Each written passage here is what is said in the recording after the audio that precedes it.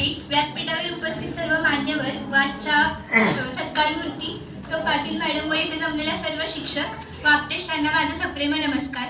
मी कुमारी शालिनी संतोष यादव आज आपल्यासमोर माझे पाटील मॅडम विषयीचे छोटेसे मनोगत व्यक्त करते आहे.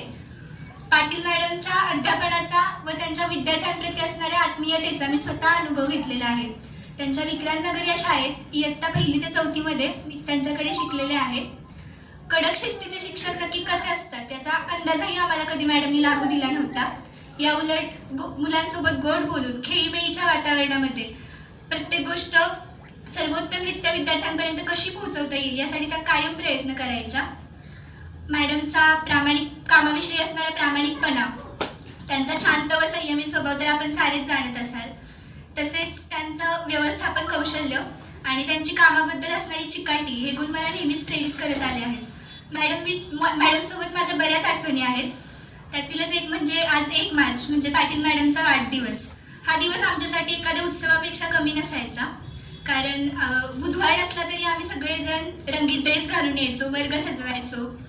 अर्थातच त्यासाठी मॅडम थोडा आम्हाला रागवायच्या, परंतु त्या पाठचा त्यांचा हेतू आणि त्यांच्या चेहऱ्यावरचा आनंदच आम्हाला सगळं काही सांगून जायचा. मॅडम नेहमीच तंत्रज्ञानासोबत देखील चालत आल्या आहेत. मी जेव्हा त्या शाळेत होते तेव्हा तिथे ई-लर्निंगचे साहित्य किंवा स्क्रीन असं काही नव्हतं, पण तरीही विद्यार्थ्यांपर्यंत सर्वोत्तमरित्या एखादा पाठ शिकवण्यासाठी त्या वेगवेगळे उपक्रम घ्यायच्या. त्यांच्या छोट्या मोबाईलवरती त्या व्हिडिओ डाउनलोड करून आणायच्या आणि आम्हाला दाखवायच्या. मग अगदी अभ्यासाबाबतच असं नाही तर वेगवेगळे मॉडेल शिकवणाऱ्या गोष्टी असतील, खेळ असतील, हे सगळं मॅडम खूप छानरित्या घ्यायच्या.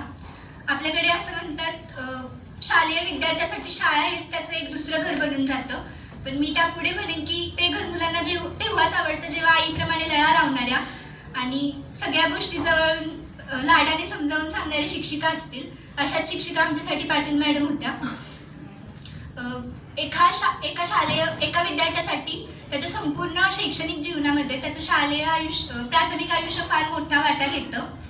आणि कारण याच वयामध्ये जर त्याला अभ्यासाची आवड निर्माण झाली, ध्येयपूर्तीसाठी गरज असणारी चिकाटी निर्माण झाली, तर तिथून पुढचा सगळा प्रवास सोपा होऊन जातो. आणि हेच चिकाटी रुजवण्याचं काम माझ्यामध्ये पाटील मॅडमनी केलं. त्यासाठी मी त्यांची नेहमीच कृतज्ञ राहील. मी स्वतःला फार भाग्यवान समजते की मी त्यांची विद्यार्थिनी आहे आणि मी देवाकडे ही प्रार्थना करेन की सर्वच विद्यार्थ्यांना आयुष्यात एकदा तरी पाटील मॅडम सारख्या शिक्षिका मिळू देत. जाता जाता एवढेच म्हणेन, निरोप द्यावा, निरोप घ्यावा, स्मरणांचा कोलाज करावा, कृतज्ञतेच्या शब्दांमधूनही निरोपाचा सोहळा व्हावा. मॅडमला इथून पुढच्या रिटायरमेंट नंतरच्या आयुष्यामध्ये नेहमी आनंद व त्यांच्या चेहऱ्यावरचं ते गोड हसू असंच टिकून राहावं अशी सदिच्छा व्यक्त करते व माझे मनोगत थांबवते.